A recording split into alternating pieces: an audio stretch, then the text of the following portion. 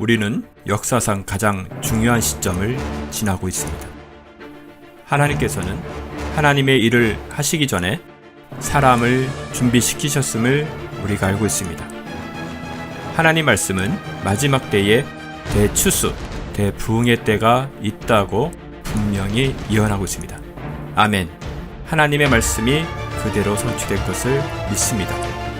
예레미야 눈물은 잠자는 교회와 영혼을 깨우기 위해 노력하고 있습니다.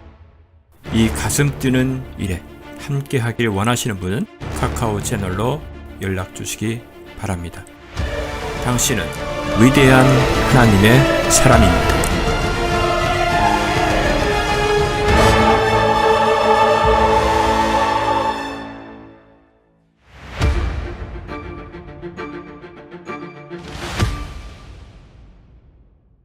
욥기서 2장 1절에서 4절, 9절에서 10절 제가 봉독하겠습니다. 하루는 또 하나님의 아들들이 와서 주 앞에 섰고 사단도 그들 가운데 와서 주 앞에 섰더라. 주께서 사단에게 말씀하시기를 내가 어디서 왔느냐 하시니 사단이 주께 대답하여 말씀드리기를 땅에서 여기저기 위아래로 두루 다니다 왔나이다 하니 주께서 사단에게 말씀하시기를 너는 내 종 욥을 유의해 보았느냐? 세상에 그와 같은 사람은 아무도 없나니 그는 온전하고 정직한 사람으로 하나님을 두려워하고 악을 피하느니라. 내가 나를 움직여 그를 대적하도록 하여 까닭없이 그를 파멸시키려 하였으나 그는 아직도 그의 완전함을 굳게 붙잡고 있느니라 하시니 사단이 주께 대답하여 말씀드리기를 사람의 피부로 피부를 바꾸오니 정녕 사람이 자기 생명을 위하여 자기 소유를 주리이다. 자, 하나 더요. 9절부터 10절입니다. 그때 그의 아내가 욥에게 말하기를 당신이 아직도 당신의 완전함을 간직하려 하느뇨? 하나님을 저주하고 죽으라 하더라. 그러나 욥은 그녀에게 말하기를 당신은 어리석은 여자들 가운데 하나가 말하듯이 말하도다. 무슨 말을 그리 하느뇨? 우리가 하나님 손에서 좋은 것을 받았을진데 나쁜 것도 받지 않겠느뇨? 하며 이 모든 일에도 욥이 자기 입술로 죄를 짓지 아니하더라. 아멘. 아마 여러분들이 제게 이런 질문을 하신다면 저는 뭐 망설이지 않고 이런 대답을 하나 해드리고 싶은 게 있어요. 여러분들이 신앙을 어떻게 생각하느냐를 욥기를 각자가 읽어보면 욥기를 한번 이게 읽고 욥기가 우리에게 하고자 하는 메시지가 뭔지 한번 이 욥기를 좀 정리해 보십시오라고 해서 여러분들에게 욥기를 어떻게 봤습니까? 라고 여러분에게 묻는다면 그게 여러분의 신앙의 전부일 겁니다. 저는 아주 서스럼 없이 그 얘기를 해줄 수 있습니다. 누구는 이 욥기에서 말할 수 없는, 그러니까 다른 성경에서 어떤 성경에서도 찾을 수 없는 보석을 캐는 사람이 있는가 하면 누구는 욥기를 읽어보면서 이 도대체 무슨 이야기인지 알 수 없다. 이러는 두 부류가 확실하게 나눠지는 성경이 다른 성경이 아니라 욥기라는 것입니다. 그리고 이렇게 욥기는 여러분들이 궁금해하는 어떤 영적 관계, 오늘 여기 사단과 하나님과 욥, 요 세 관계거든요. 우리가 신앙생활을 하면서 사단의 존재를 불신자들은 모르지만 우리는 알잖아요. 그죠? 그 다음에 하나님의 존재를 불신자는 모르지만 우리는 알잖아요. 이게 무슨 뜻이냐면 여러분들과 저는 불신자였을 때 하나님이라는 것도 몰랐고 사단도 몰랐습니다. 그러니까 하나님도 모르고 사단도 모르는 상태에서 나는 나를 알 수가 없어요. 세상 사람들이 당신은 누구냐라고 물었을 때 하나님도 모르고 사단도 모르는 상태에서 자기를 설명하잖아요. 나는 누굽니다. 그게 다 틀린 거잖아요. 맞죠, 사모님? 다 틀린 거잖아요. 우리 저기 미국에 계시는 우리 이미선 성도님 맞죠? 다 틀려. 왜요? 하나님도 모르고 사단도 모르는데 내가 누군지 어떻게 알겠어요? 근데 그들이 말하는 나는 영적 실체가 없는 보이는 존재로서 자기를 설명하는 거잖아요. 근데 우리는 예수님을 알고 난 이후에 하나님도 알고 사단의 존재를 알고 그다음에 나를 알아요. 나는 지금 하나님과 사단 사이에 끼어 있는 어떤 존재라는 걸 알게 돼요. 그게 욥기가 설명해 주고 싶은 거예요. 이렇게 욥기를 풀어가려고 설명을 하려고 하니 욥기에 엄청난 보석이 많겠죠. 왜? 사단이 어떤 역할을 하는지, 하나님은 우리를 붙잡고 뭘 하려고 하는지가 욥기가 뚜렷하게 그 방향을 제시해 주고 있는 거거든요. 아까 우리 집사님이 우리 기도하면서 하나님께서 이번에 신방에 각자에게 많은 은혜를 주셨다고 말씀을 하셨고, 또 우리는 그것을 위해서 잠시나마 기도를 했습니다. 우리는 욥기의 싸움에 들어가야 합니다. 우리는 다 말씀을 받았죠? 말씀을 받는 거로 끝나는 것이 아니라 말씀을, 이렇게 사수형 제가 들어왔네요. 사수해야 합니다. 사수해야 돼요. 그러려면 우리 욥기 안에 있는 이 사단과 하나님 사이에 우리를 놓고 뭘 하는지를 보셔야 합니다. 그래야 우리가 우리 자신의 영혼을 빼앗기지 않습니다. 그래서 오늘은 2장으로 넘어왔죠. 누가 이게 욥기 설명하려고 하니까 목사님 너무 급해요. 좀 빨리빨리 이야기해 주세요. 이 안에 있는 내용이 뭐가 많은 것 같은데 알고 싶어요. 자꾸 이렇게 안달하시는 분들이 계시더라고요. 안달하셔야 좋습니다. 안달해야 건질 게 많죠. 안달하지 않으면 건질 게 별로 없으니까 참 좋은 일입니다. 자, 오늘은 그래서 오늘 이야기는 참 중요한 이야기인 것 같아요. 자, 오늘은 사단과 하나님 사이에 우리를 놓고 사단은 하나님께 뭐라고 우리를 고발하고 있는지를 보면 사단이 우리에게 뭘 가지고 어떻게 해서 무엇을 가지고 하나님과 우리 관계를 이렇게 떼어놓으려고 하는지를 확인할 수 있어요. 요걸 조심하면 돼요. 사단은 하나님과 우리 관계를 떼놓으려고 하는 게 목적입니다.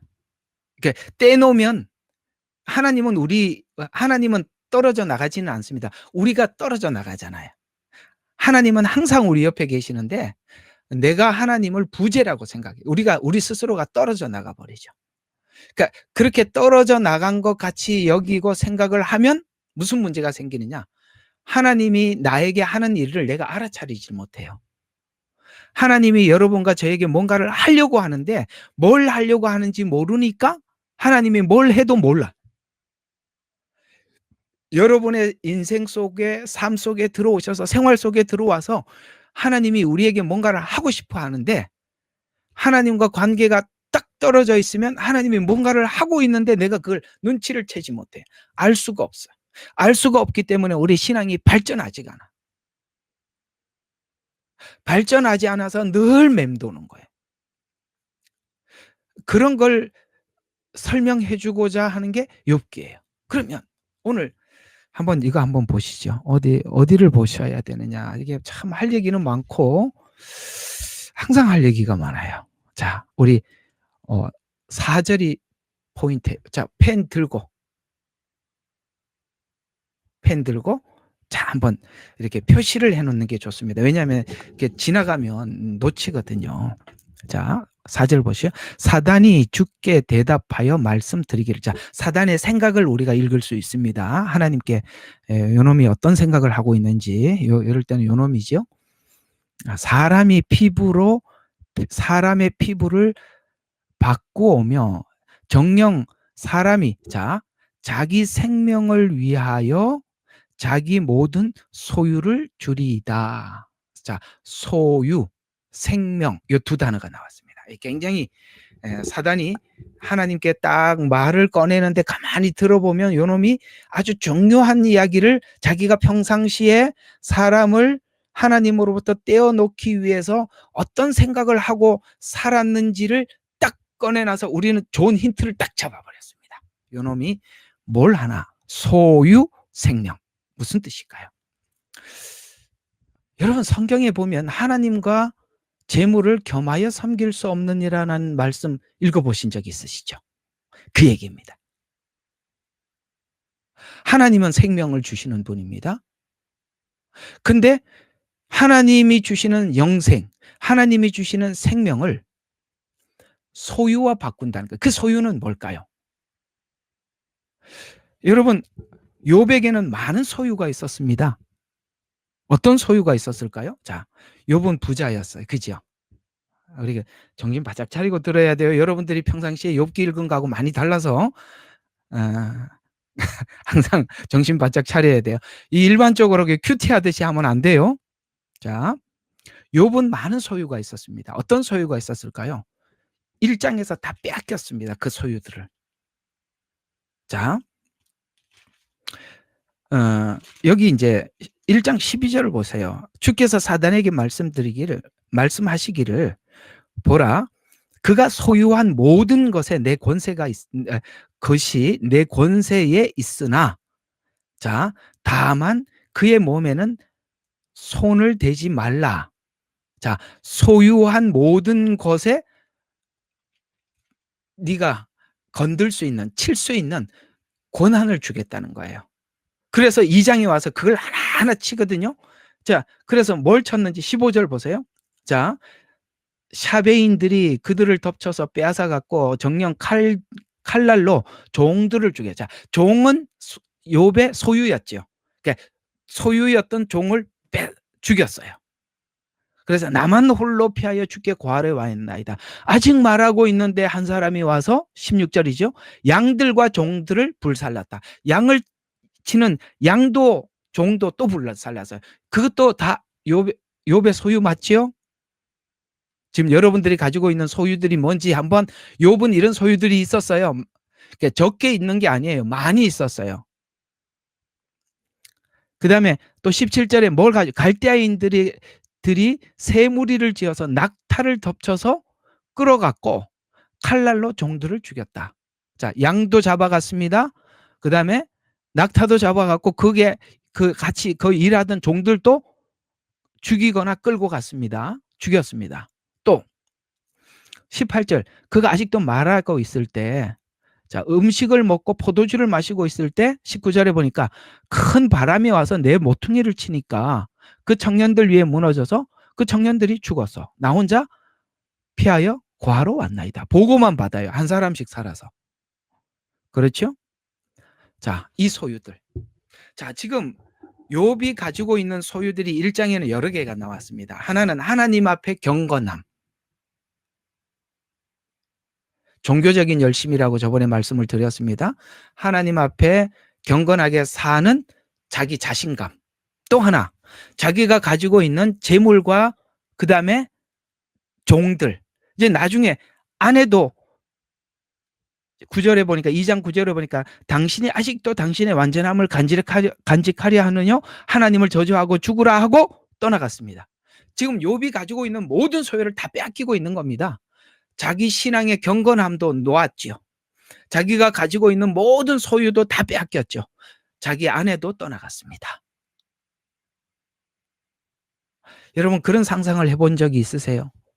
내가 가지고 있는 모든 것을 하나님이 다 빼앗는다고 가지고 가시더라도 나에게 오직 예수님만 남으면 전부인가? 나에게 예수님이 가장 소중한가? 오늘 여기 욥의 믿음의 훌륭함은 뭐라고 생각합니까? 이 모든 소유를 다 빼앗겨도 오직 주님 앞에 자기 신앙을 고백하는 것, 그걸 하나님이 붙잡고 욥에게 믿음을 키워가는 겁니다. 우리가 이게 안 되면 항상 저울질을 하는 겁니다. 예수냐 복이냐, 예수냐 내가 필요한 어떤 소유들이냐. 그것이 오늘 욥에게는 이런 소유들이라면 우리 각자에게 다 다르겠죠. 뭐 여러분들이 낙타나 양이 있는 건 아니잖아요. 여러분의 조그마한 통장이 있을 수도 있고 여러분의 가족이 있을 수도 있고, 어쩌면 이렇게 보이는 것보다 우리 안에 있는 소유 중에 가장 강한 소유가 뭐라고 생각합니까? 자존심이겠죠. 교만이겠죠. 남들한테 손가락질 받는 건 난 죽어도 그런 거 보고는 못 살아라는 어떤 그런 것들이 있단 말이죠. 그걸 비본질적인 이런 것을 붙잡아 들어와서 하나님과의 관계를 깨뜨리려고 사단은 들어오는 것입니다. 왜?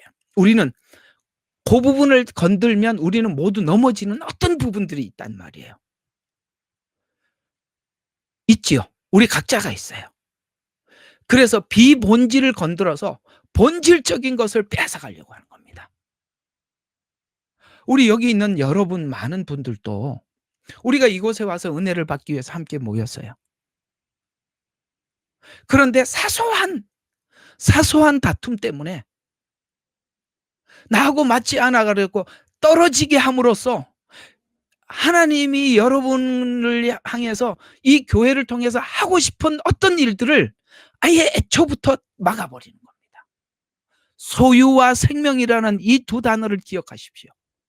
오늘 다시 한번 2장 4절 한번 다시 한번 읽어봐요. 너무 중요한 이야기예요.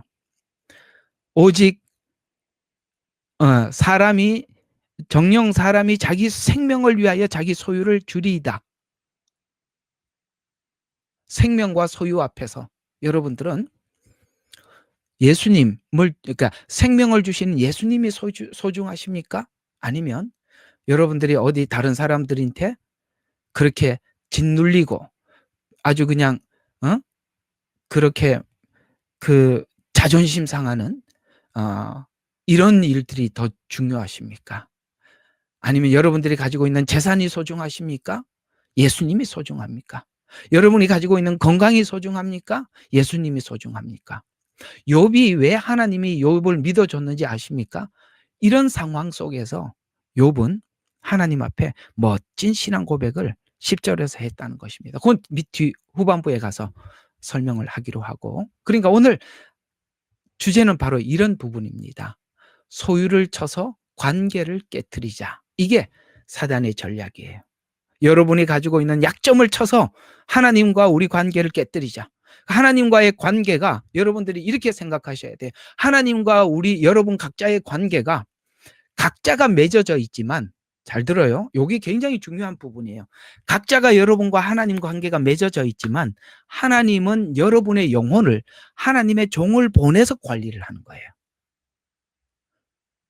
근데 우리는 종을 빼버리고 나는 하나님과 그냥 관계가 설정이 돼 있다고 생각하죠. 아니요. 하나님은 직접 여러분들 관계하지 않습니다. 하나님은 종을 통해서 관계하는 겁니다. 이게 성경적으로 계속 나오는 원리예요. 그랬죠? 하나님은 모세를 보내서 이스라엘 백성들을 애굽에서 건져냈고 그다음에 광야에서 관리해 주셨습니다. 가나안 땅에 들어갈 때도 여호수아를 통해서 그 일을 행하셨습니다. 예수님께서 오셔서 우리를 구원하셨습니다. 그리고 사도들을 보내고 종들을 보내서 교회에 사자들을 보내서 교회를 관리하게 하셨습니다. 이건 변치 않습니다. 그러니까 하나님과의 관계가, 여러분 성도들이 하나님과의 관계가 잘 설정이 돼 있으려면 하나님이 보낸 종과의 관계 안에 있을 때 여러분들이 그걸 관리를 받을 수 있다라는 게 성경이 얘기하고 있는 중요한 관점이에요. 그래서 오늘 이야기를 쭉 들어보면 이제 지금 대화를 하고 있잖아요. 욥은 아무것도 할 수 없어요. 하나님과 사단과의 대화를 한번 쭉 보면은 자, 이렇게 서로가 대화를 했어요. 야, 하나님이 이제 사단이 와 있는 걸 보고, 야, 너는 왜 그 모양이고 그 꼴이냐? 맨날 어디를 그렇게 싸다니냐? 이제 이렇게 물은 거야. 이제 우리말로, 우리 버전으로 바꾸자고요. 야, 어디를 그렇게 싸돌아다니냐? 이렇게 물으니까 사단이, 여러분, 사단은요, 하나님의 이런 일하시는 방법에 대해서 순응할 마음이 1도 없는 존재입니다.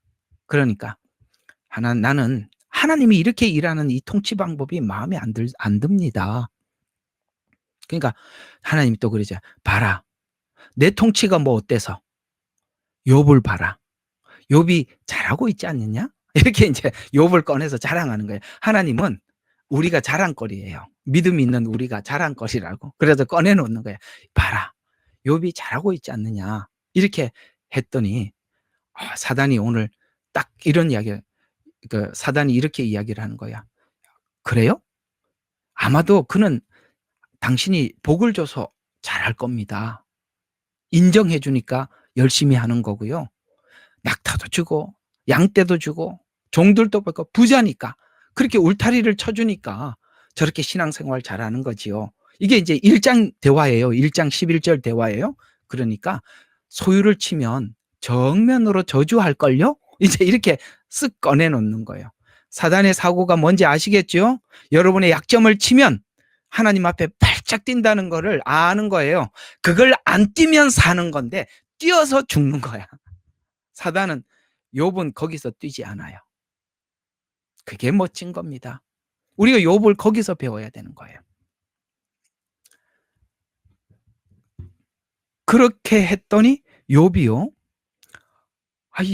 이렇게 고백을 딱 해버리는 거예요. 자, 21절. 자, 1장의 고백은 이거예요.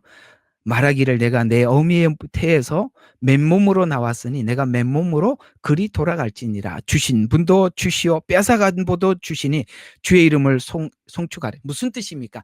자기 이 모든 소유가 누구 거라고 고백하고 있어요. 하나님 거라고 고백함으로써 모든 상황이 끝나버린 겁니다. 더 이상 사단이 욥에게는 소유를 가지고는 시험할 방법이 없는 거예요. 왜? 우리가 뭔가를 다 잃어버렸을 때 오늘 욥처럼 이렇게만 생각하면 여러분들 가지고 올 때부터 차 키 가지고 나온 거 아니잖아요.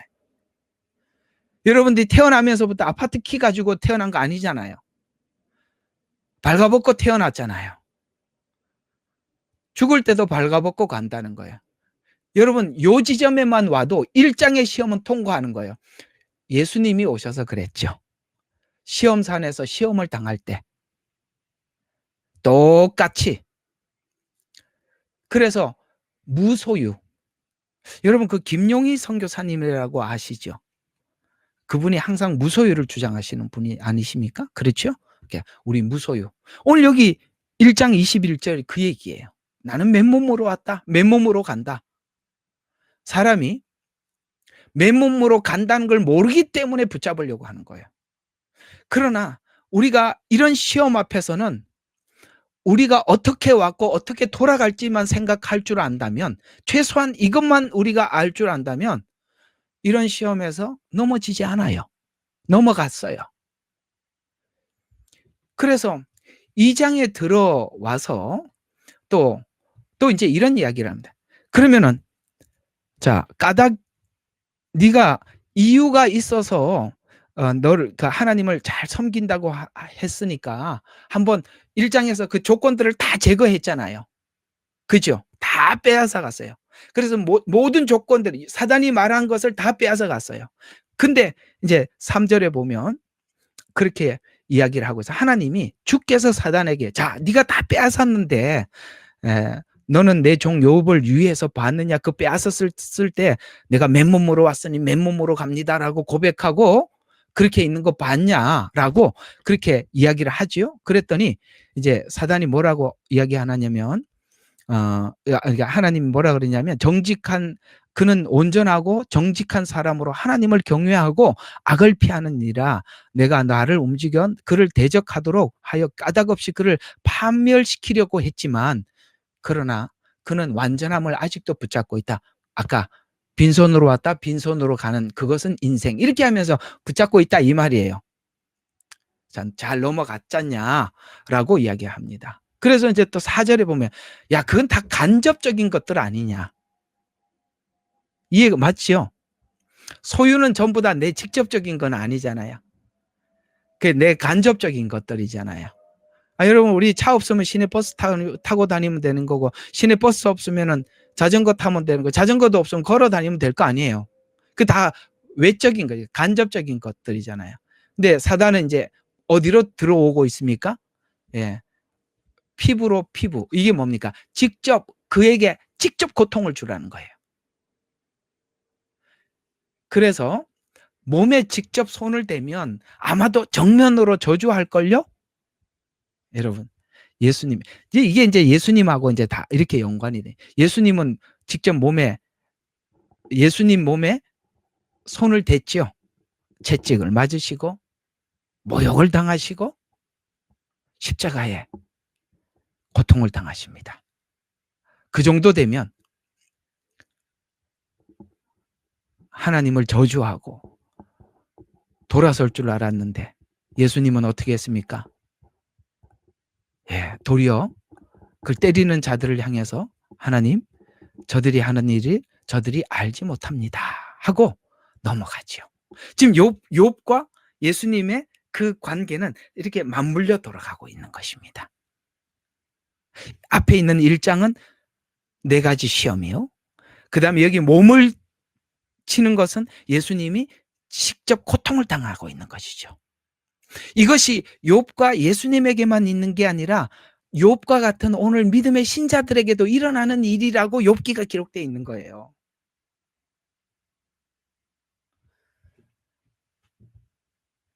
그래서 이제 10절에 이렇게 몸을 쳤더니 10절에 이런 고백으로 또 넘어가는 거예요. 10절을 보세요. 욥이 그녀에게 말하기를 당신은 어리석은 여자들 가운데 하나가 말하듯 하는도다. 무슨 말을 그리 하느냐? 우리가 하나님 손에서 좋은 것을 받았을진데 나쁜 것도 받지 않겠느냐? 하며 이 모든 일에도 욥은 자기 입술로 죄를 짓지 아니하더라 라고 이렇게 딱 고백을 해버리죠. 그리고 사단이 물러갔다는 말이 어디 나오지? 이게 오늘 못 찾아놨네. 빨리 좀 찾아봐요. 사단이 물러가니라. 이게 말이 나오는데 그걸 봐야 되는데. 그죠? 사단이 어디서 물러가죠?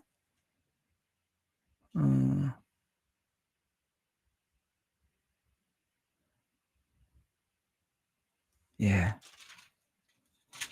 나중에는 찾은 대로 몇 절인지 좀 찾아 주십시오. 이게 느닷없이 준비를 안 해놓고 금방 안 찾아지네. 어쨌든 이런 신앙 고백을 하고 난 이후에는 사단은 물러가고 더 이상 나타나지 않습니다. 여기서 하나님께서 우리 모두에게 주는 답이 뭘까요? 그렇습니다. 바로 우리가 하나님 앞에 신앙 고백이라는 것이 우리가 신앙 고백을 해서 믿음이 자라는 것이 아니라 이 신앙 고백이 사단이 더 이상 우리로 하여금 하나님과 우리 관계 사이에 파고 들어와서 그 관계를 끊지 않도록 우리가 하나님 앞에 신앙 고백을 해버리는 거예요. 결정을 해버리는 거예요. 우리가 그걸 해서 뭔가가 잘하거나 뭐가 되지는 않아요. 뭐가 되는 거는 아니에요. 하나님께서 이제는 3장부터 뭔가를 해갈 거예요. 그러나 하나님이 뭔가를 하게 하시려면 우리가 이런 시험 앞에서 하나님 앞에 결단을 해야 돼요. 그리고 신앙 고백을 해야 돼요. 그리고 그걸 넘어가야 돼요. 그래야 그 다음 하나님이 하는 일들을 만날 수 있는 거예요. 더 이상 사단은 욥을 공격하지 않아요. 그 다음부터는 사단은 사라지고 친구들이 등장하는 거예요. 오케이? 예, 그 얘기예요. 이 이야기를 신약에 와서 예수님이 잘 설명을 했어요. 마태복음 6장 24절이죠. 하나님과 재물을 겸하여 섬길 수 없느니라. 사람의 생명이 소유의 넉넉함에 있지 않다. 소유는 그냥 우리가 일상을 이 세상에 살면서 필요한 것을 그냥 우리가 잠시 세상에 우리가 육신을 가지고 살다 보니까 필요해서 쓰는 것에 불과하지. 그렇죠? 세월이 지나면 언젠간 쓰레기통에 들어가겠죠. 아무리 좋은 차를 타면 뭐합니까?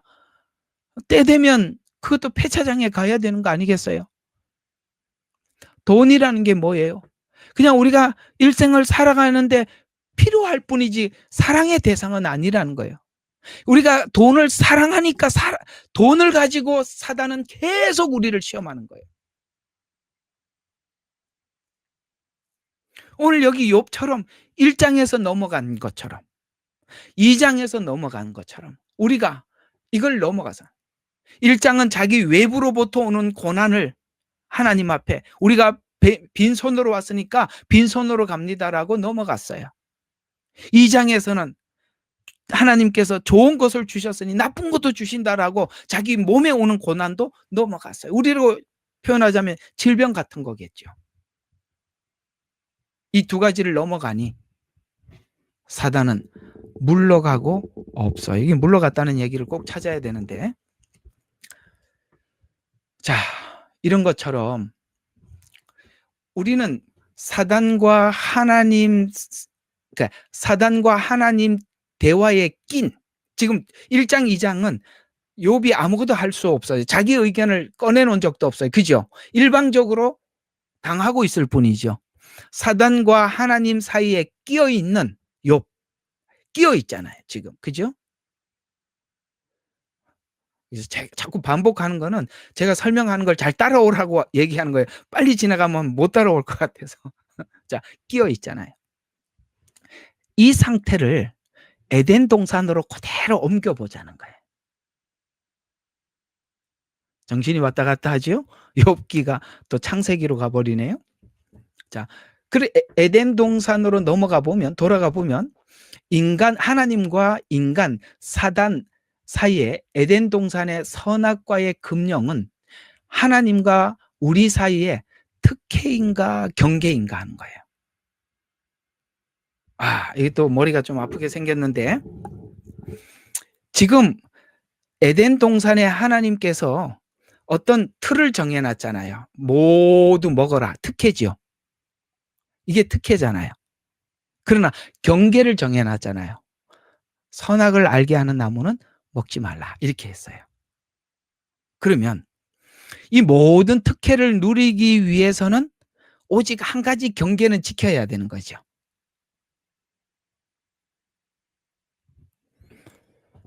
아이고야. 설명하는 저도 보통 복잡한 게 아닌데, 자, 다시 한번. 특혜를 누리려면, 모든 걸 다 누리려면 요것만큼은 금하라 그랬어요. 그게 선악을 알게 하는 나무라고 했어요. 그럼 왜 하나님께서 그 경계를 그냥, 아니 선악을 알게 하는 나무도 그냥 다 먹으라고 하시지 왜 다 허락해 놓고 요것만 금했냐. 요게 이제 굉장히 중요한 성경의 이야기입니다. 인간의 자유의지는 모든 걸 누릴 수 있는 권리를 받은 거예요. 그렇죠. 다 누리라는 거예요. 그리고 짐승들도 이름을 지으라는 거야. 네 거라는 거야. 네가 주인이라는 거야. 다스리라는 거야. 모든 특혜를, 거기 있는 과실을 먹을 뿐만 아니라 짐승들의 이름을 지음으로써 동물까지도 인간이 주인이라는 거야. 통치권이 있다는 거야. 그러나 잘 들어요. 그러나 인간의 통치권은 하나님께 있다는 거예요.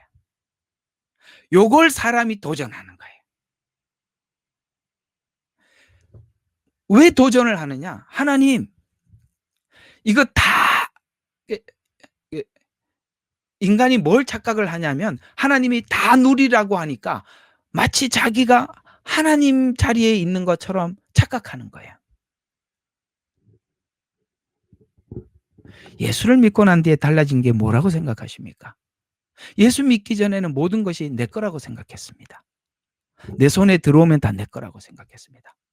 그리고 예수 믿고 난 이후에 여러분의 생각과 사고는 어떻게 바뀌어야 하죠? 지금부터 하나님께서 모든 것은 하나님 것이다 라는 것에서 살아도 주를 위해서 살고 죽어도 주를 위해서 죽나니 그러므로 사나 죽으나 주의 것이로다. 이걸 하나님이 하자는 거예요. 욥기에서. 사나 죽으나 주의 것이라. 그러면 보세요. 내가 주의 것이니까, 그러니까 사나 죽으나 내가 주의 것이니까 내가 가지고 있는 모든 게 다 누구 거예요? 주의 것이죠. 하나님께서 11조를 그래서 드려보라는 거예요. 네가 이게 모든 것이 주의 것이라고 생각하느냐? 그 신앙 고백을 해봐라. 이게 11조 이야기예요. 오케이? 11조는 시험 드는 것도 아니고 우리 신앙 고백에 가장 주님이 내 주인이십니다라는 고백인 거예요. 지금 오늘 욥이 1장과 2장에서 고백한 게 뭡니까? 하나님, 이 모든 재산의 소유도 당신 것입니다. 나도 당신 겁니다. 2장이 그거예요. 나도 당신 겁니다. 그러니까 여기서부터 뭐가 갖추어지기 시작하느냐? 하나님의 연단과 훈련 안에서 우리 안에 신앙의 질서가 잡히기 시작하는 거예요.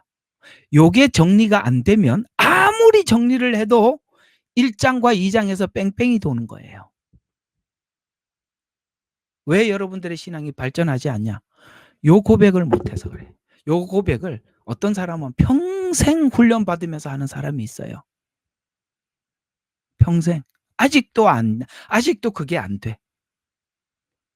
하나님, 왜 선악과를 먹지 말라고 했어요?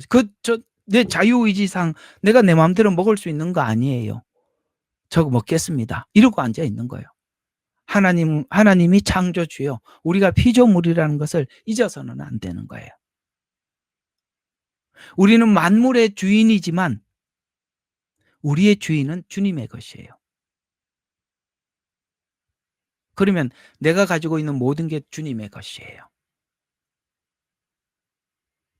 이 원리 안에서 지금 1장, 2장은 설명해 주고 있는 것입니다. 그래서 오늘 경계와 특혜, 다시 아까 처음 이야기 돌아가서 특혜는 언제 누릴 수 있다? 경계를 지킬 때 누린다. 그러면 그 경계가 뭐다? 하나님은 창조주요, 우리는 피조물이다. 나는 청직이고 하나님이 주인이다. 요 관계 안에서 하나님을 딱 들여다보기 시작할 때 여러분들은 아주 빠른 장족의 발전이 있게 될 것입니다. 빠르게 여러분의 신앙은 자라나게 될 것입니다. 이제 더 설명하면 머리에 쥐나니까 오늘은 이게 보통 이야기가 아니라 많이 생각해 봐야 되는, 또 듣고 또 들어서 이 목사님 도대체 1장 2장에서 뭘 설명하려고 했나. 여러분들이 이 설명을 빨리 이해하기 위해서 두 군데 성경 구절만 제시해 드리고 찬송가 하나 소개해 주고 끝을 낼게요. 요한복음 10장 28절에서 29절에 보면 이렇게 말씀하고 있습니다. 내가 너희에게 영생을 주노니. 여러분, 이게 생명이에요.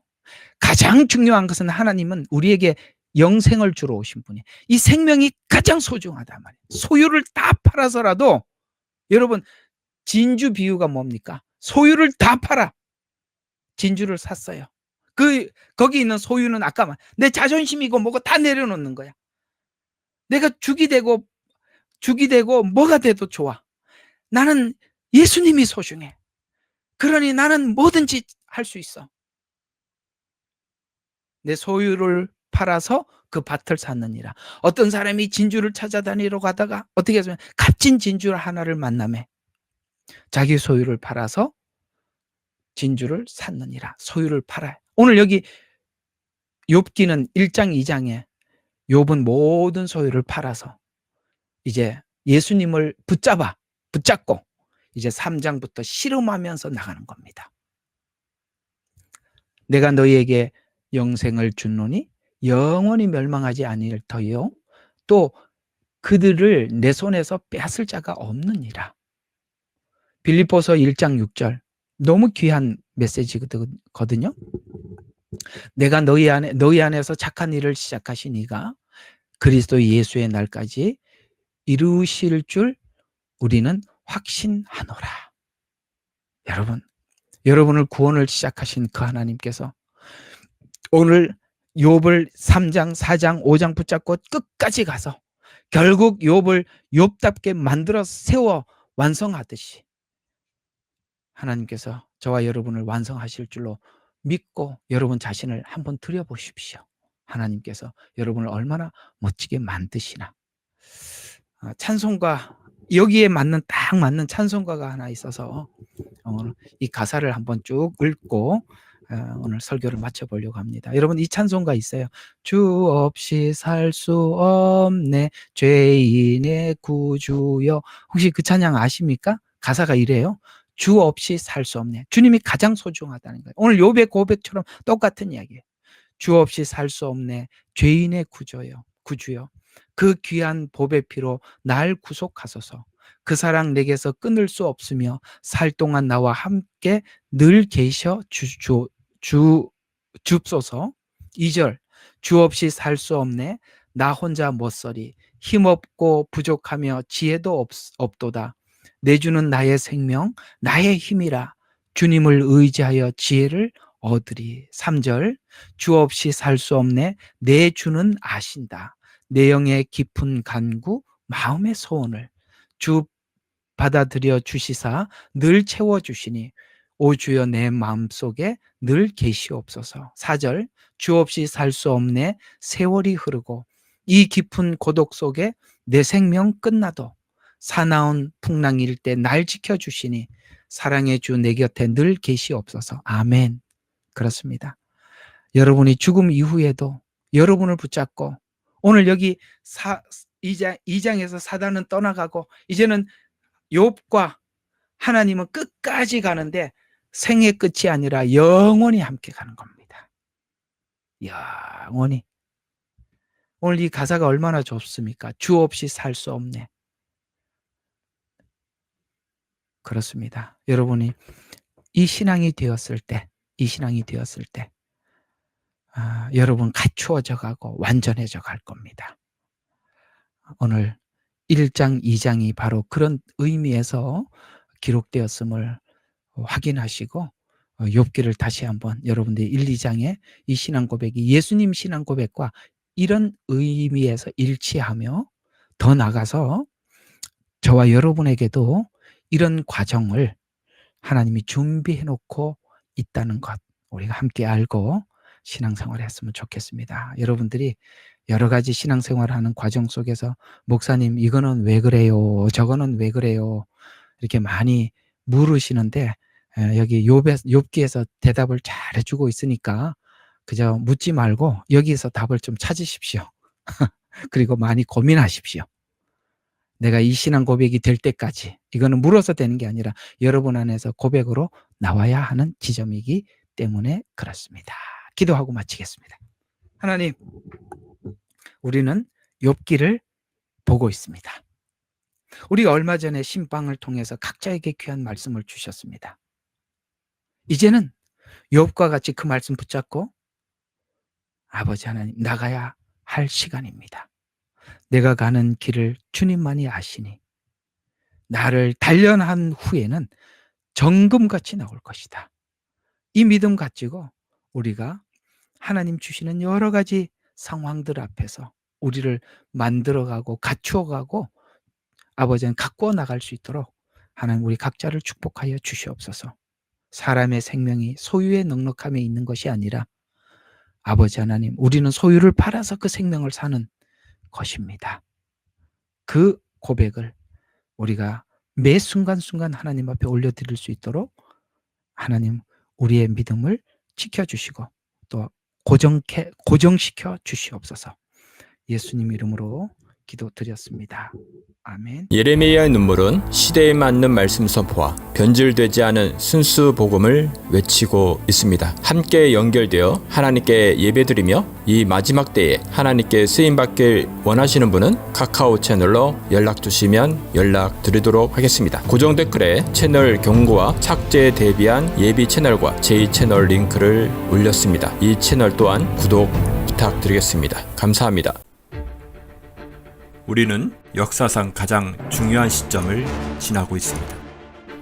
하나님께서는 하나님의 일을 하시기 전에 사람을 준비시키셨음을 우리가 알고 있습니다.